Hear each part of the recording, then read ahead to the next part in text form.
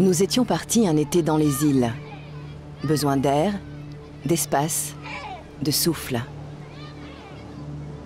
Besoin d'éprouver ce sentiment propre aux Iliens, ce sentiment particulier de flotter au-dessus des flots. Parti pour respirer. Pris la direction de l'Angleterre, confiant.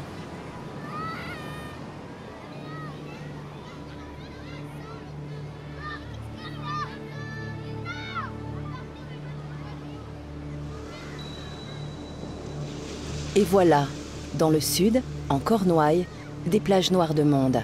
Sentiment d'étouffement. Ce n'est pas ce que l'on attendait.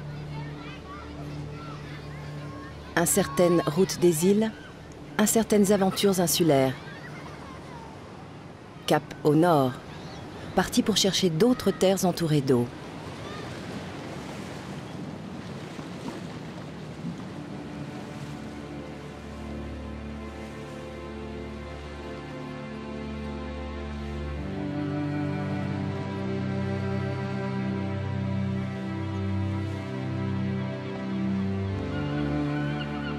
En chemin, déjà une première escale.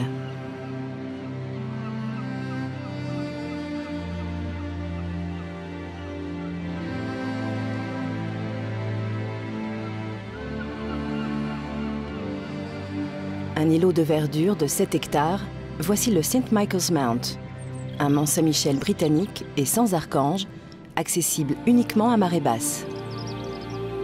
Tour à tour monastère bénédictin, forteresse, résidence privée ou lieu de pèlerinage, le St. Michael's Mount est bien une île, mais encore trop civilisée, sans doute encore trop proche des terres. Nous sommes donc en Angleterre. Du nord au sud, d'est en ouest, des dizaines d'îles bordent les côtes. À la pointe sud-ouest, il y a l'archipel des Scilly.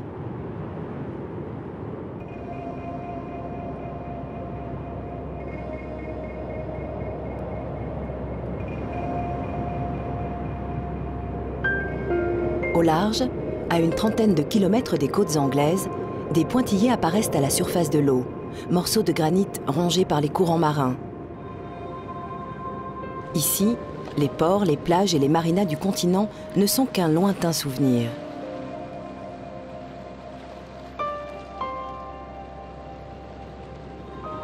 Elles se nomment Tresco, St. Agnes ou St. Mary's. Ce sont les îles Scilly. Havre de paix pour plaisanciers, cet univers insulaire reste soumis aux lois des marées et des tempêtes qui couchent les arbres.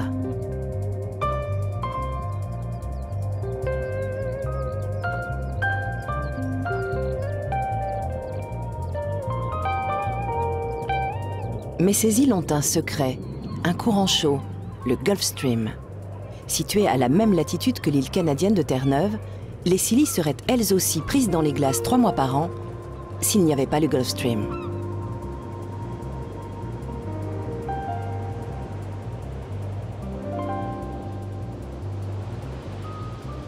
Tout au bout de l'archipel, aux confins de l'Atlantique et de la Manche, se dresse une ultime parcelle d'Angleterre, le phare de Bishop Rock. Dressé à 49 mètres au-dessus de la mer, il fut 2 fois détruit et 2 fois reconstruit. Avec 2 éclats blancs toutes les 15 secondes, on distingue le faisceau du Bishop Rock dans un rayon de 50 km à la ronde. Mais il faut repartir, laisser les douces criques du sud de l'Angleterre pour aborder une côte plus découpée, sauvage.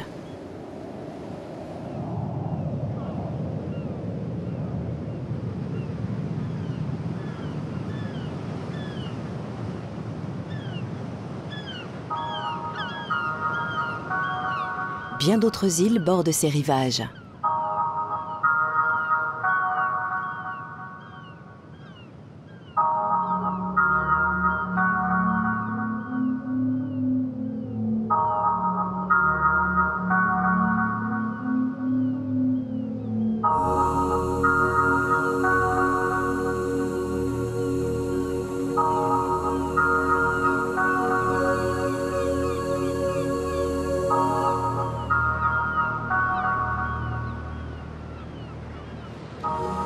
À un millier de kilomètres au nord des îles Scilly, les îles du nord-ouest de l'Écosse.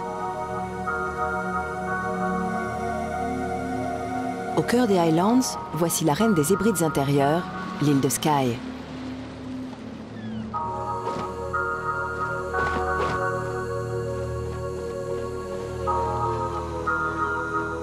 Une île toute en pics et en roches, où les plus hautes montagnes culminent à près de 1000 mètres. Les oiseaux sont peut-être les seuls à connaître les moindres recoins des falaises de l'île. Mais il ne faut pas se fier aux apparences. L'île de Skye est habitée. Pourtant, famine et isolement ont sévi ici jusqu'au XVIIIe siècle, réduisant considérablement la population. L'île compte moins de 9000 âmes. Dans l'ouest de l'île, le phare de Neath Point n'abrite plus depuis longtemps les gardiens du phare et leurs familles. Ici, on fait bien plus qu'accepter l'étranger au monde marin. On l'invite, on l'accueille, les logements sont devenus des chambres d'hôtes. Le monde insulaire tel que nous l'imaginions se dessine. Et quand le regard se tourne vers l'ouest, vers ce bras de mer que l'on nomme le Minch, d'autres terres se dessinent dans l'horizon, avant le grand large.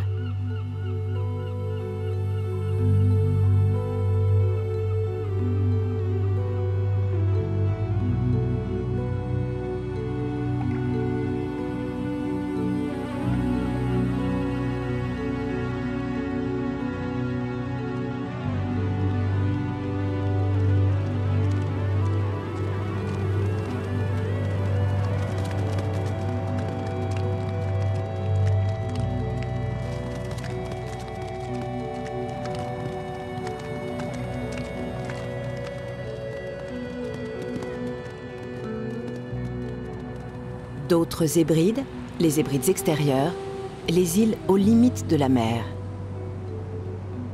Nous voilà comme jamais aux avant-postes de l'Atlantique. Ici, les plages sont des pâturages. Issus de milliards de coquillages broyés, le sable est quasi tropical. Il y a même des lagons en forme de cœur. Et l'on se prend alors à rêver. Les Hébrides extérieures ne seraient-elles pas les Caraïbes de l'hémisphère nord? Elles se nomment Lewis, Harris ou Benbecula. Les Hébrides extérieures sont un archipel d'une dizaine d'îles à une soixantaine de kilomètres des côtes ouest de l'Écosse. D'île en île, l'impression de pénétrer un nouveau monde s'affirme. L'île Noire d'Hergé ou bien l'île au trésor de Stevenson ne sont sans doute plus très loin. La réalité dépasse parfois l'imagination.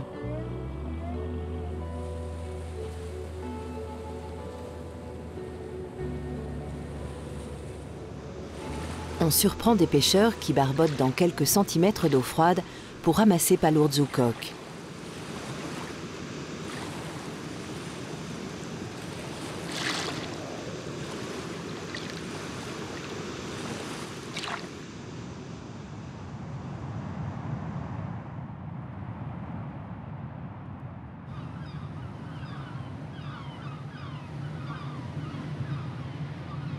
Tout au sud des Hébrides extérieures, voici un des rares jours sans vent sur l'île de Barra.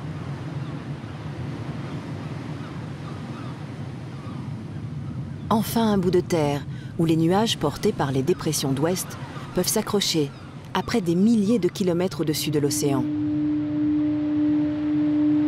Camouflé au cœur de ce brouillard, il y a le phare de Barra Head. De ce point et jusqu'au Labrador, plus aucune terre n'arrête les vagues de l'océan Atlantique pendant 3000 km.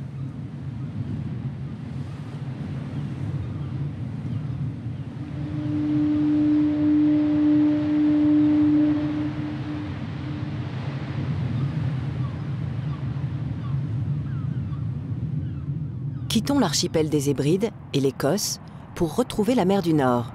Nous mettons désormais le cap sur la Scandinavie.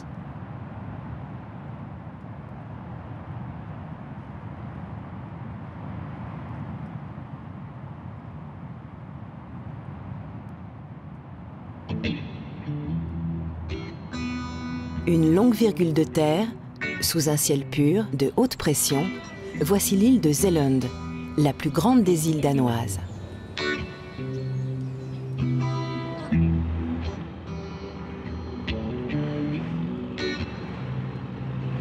Sur ce bout de terre de 7000 km² se concentre la majorité de la population du pays et des villes majeures comme Roskilde ou Copenhague.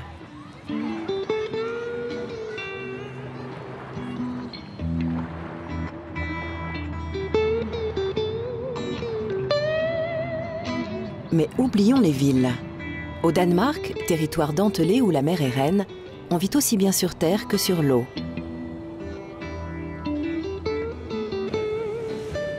Surtout au cours de ces longues journées d'été. Impossible de lutter contre l'envie de se laisser bercer par cette quiétude, cette langueur quasi méditerranéenne.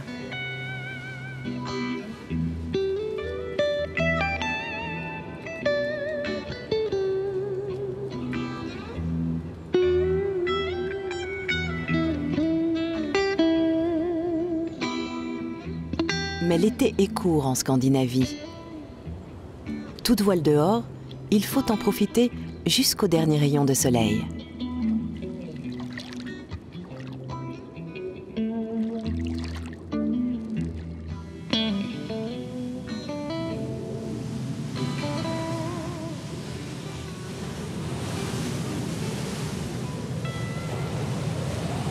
Le vent s'est levé sur le sud de la Scandinavie. Un fort vent d'ouest qui balaie les côtes râpées de Suède.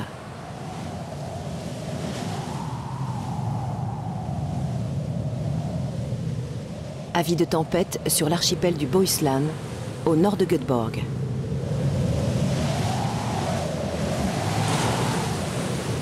Mais une tempête d'automne, car l'hiver, ici, tout est glacé, gelé, blanc monochrome. Dans cette région, la pêche, activité nourricière depuis le XVIIe siècle, n'est plus aussi rentable qu'autrefois.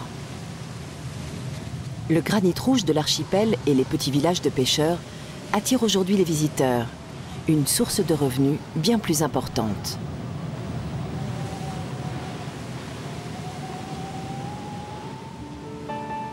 Plus de 150 000 îles et îlots parsèment ce littoral. Nous voici sur l'une d'entre elles, l'île d'Astol.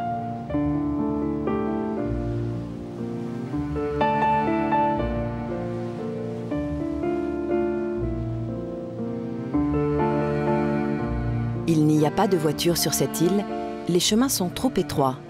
Il a même fallu concevoir un camion poubelle adapté aux dimensions des rues.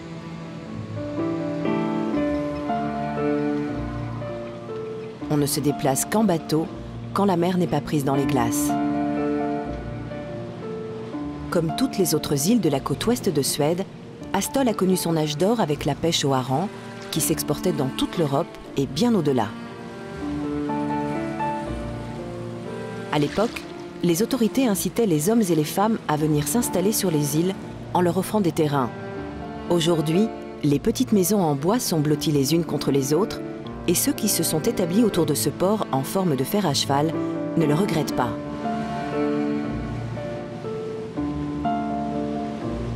Même les recoins les plus désertiques et escarpés de ces îles sont exploités.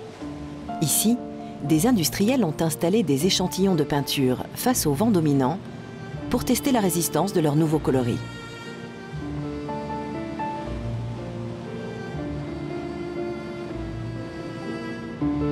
L'été, les plaisanciers se jouent des vents et des courants dans un labyrinthe de rochers.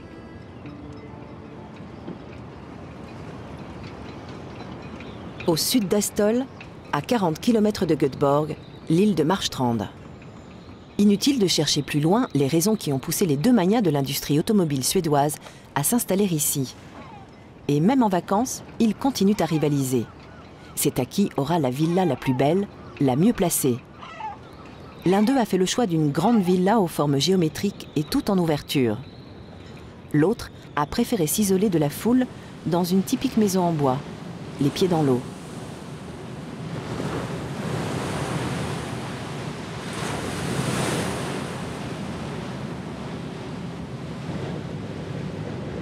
Dans cet univers insulaire, les voitures ont du mal à trouver leur place. Au large de Göteborg, pour faciliter la vie des Iliens, des dizaines de ferries font des allers-retours quotidiens d'île en île. Les habitants de cette région, trop attachés à leur tranquillité, n'ont jamais voulu de pont.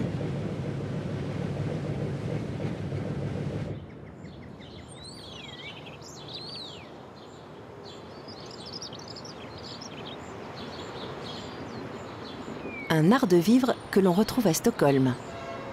Mais dans la capitale suédoise, il a bien fallu construire des ponts, 40 au total, pour relier les 14 îles que compte la ville.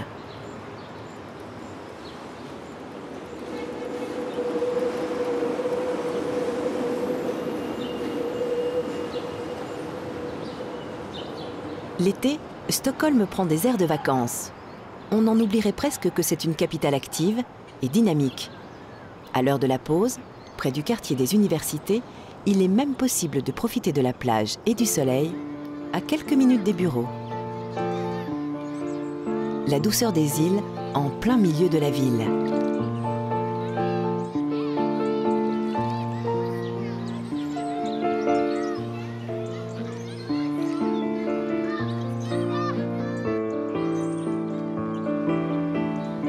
Rien que dans l'archipel de Stockholm, on compte 24 000 îles. Des ferries géants se glissent chaque jour entre des rochers habités, parfois aménagés en restaurant ou en bain public, toujours dans le même but, une grande qualité de vie.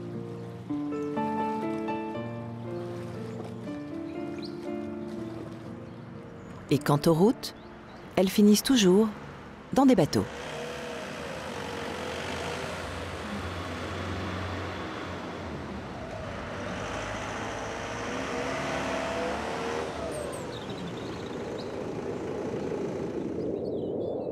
Plus au large, dans la Baltique, la symphonie verte et bleue se poursuit. Une mer d'îles se dessine. Sur la route du Nord, semblant suivre la courbe des températures, la densité de population ne cesse de chuter. Et le mot archipel prend alors tout son sens.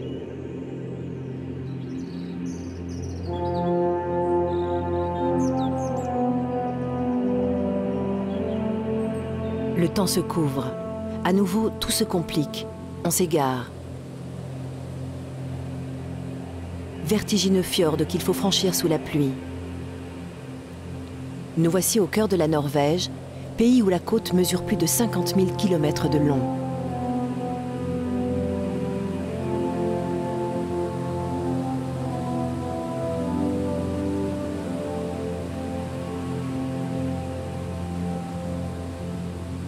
Des cascades gigantesques jaillissent des falaises, telles des torrents.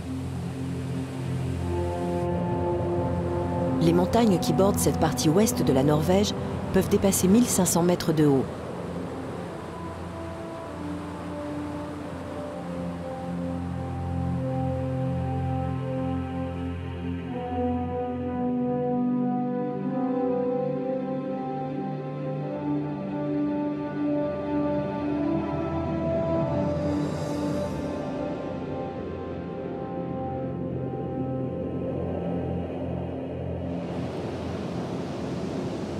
La route des îles du Nord est longue, sinueuse, parfois pleine d'écueils.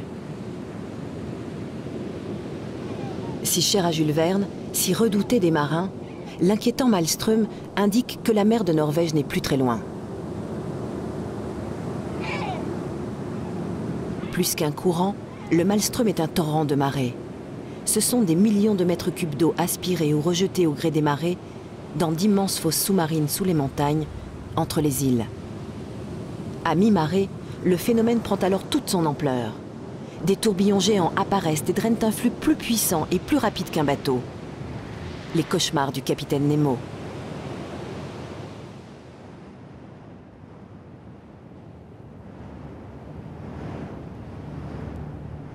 Partons pour le toit de l'Europe, tout au nord de la Norvège. Passé le cercle polaire arctique, à 3000 km au nord d'Oslo, un autre monde s'ouvre à nous.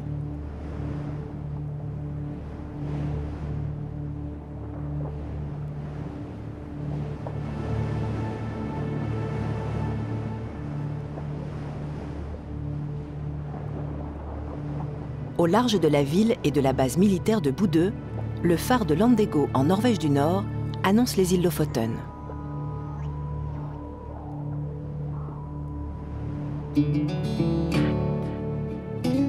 Mer, terre, îles et roches se confondent à perte de vue, jusqu'au plus profond des fjords.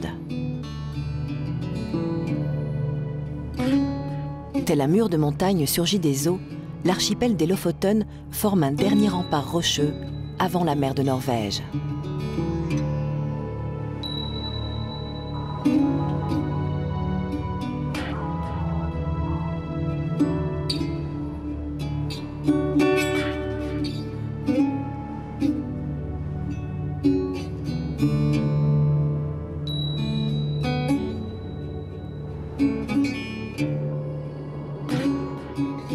Dans quelques semaines, tout sera blanc, puis noir quand tombera la nuit polaire.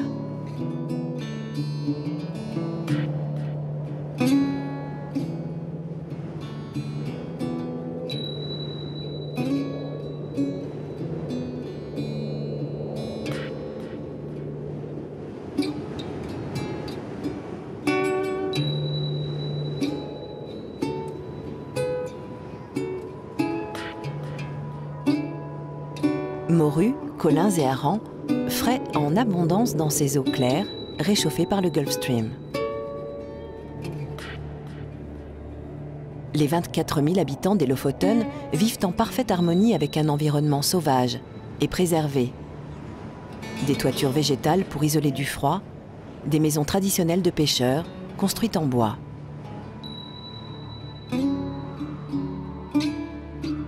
Quelques fermes parsèment l'archipel. Mais comme dans tout le reste du pays, l'activité industrielle reste liée aux pêcheries et aux nombreux élevages de truites et de saumons. Dans ces fermes marines, des milliers de poissons profitent de la richesse en plancton des eaux. Chaque année, la Norvège exporte en moyenne pas moins de 500 000 tonnes de truites et de saumons d'élevage.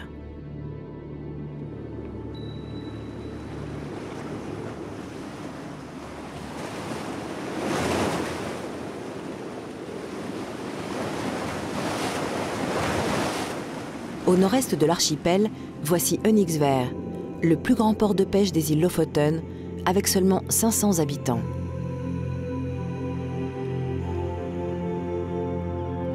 Ces terres extrêmes, qui comptent moins de 20 habitants au kilomètre carré, donnent l'impression d'avoir atteint le bout du monde. Il reste pourtant d'autres territoires, d'autres îles. Toujours plus grand, toujours plus haut, voici l'archipel des Vesteralen, les sommets de la contemplation.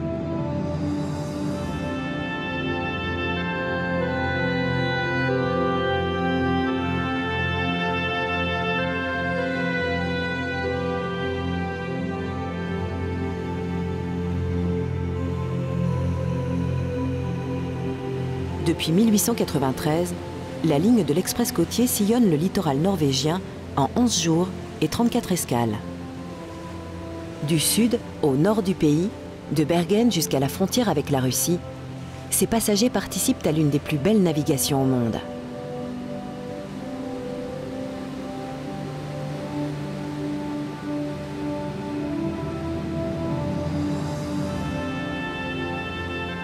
C'est un voyage unique qui permet de se faufiler dans un dédale d'îles, de fjords et de montagnes. La diligence de la mer de Norvège, disait Georges Simenon.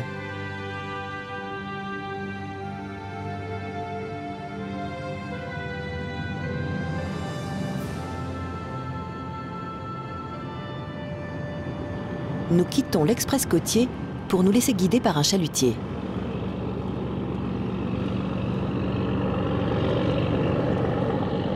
Loin du sillage des bateaux de croisière, surgit soudain une île-usine, arasée, en chantier.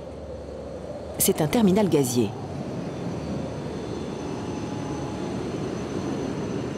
Nous sommes près d'Hammerfest, la ville considérée par les géographes comme la plus septentrionale au monde. Sur l'île de Melkoja se construit cette usine gigantesque qui exploitera les gisements de gaz sous-marin de la mer de Barents. Des milliers d'hommes et quelques femmes venues de toute l'Europe travaillent et vivent déjà sur ce chantier. Par tous les temps, par 70 degrés de latitude nord, dans la nuit polaire, entre novembre et janvier.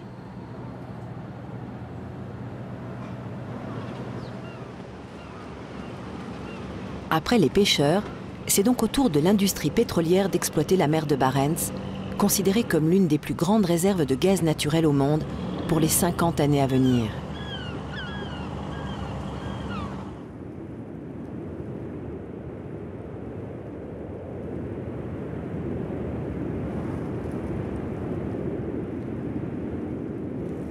Loin de toute exploitation industrielle, la nature reprend ses droits à l'approche de l'île ultime, Magueroya.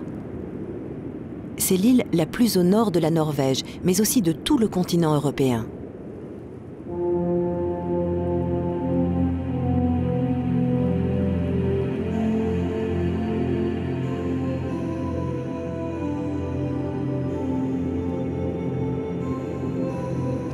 Magueroya oppose ses falaises vertigineuses à l'océan Arctique. Les 150 jours de gel annuel réduisent la flore à sa plus simple expression. Et l'été, des troupeaux de rennes conduits par les éleveurs lapons envahissent la lande.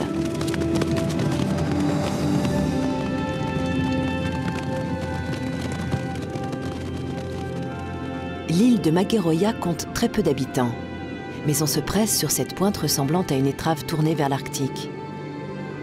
Le cap Nord, le cap du soleil de minuit, le cap des brumes, quand toute l'île est noyée dans une mer de grisaille. 200 000 personnes affluent sur ce bout d'Europe, chaque année.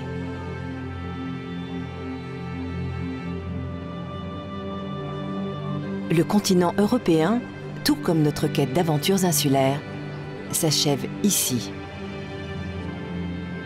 Dressé à plus de 300 mètres au-dessus de la mer, un globe nous dit qu'il reste encore tant de mondes à découvrir.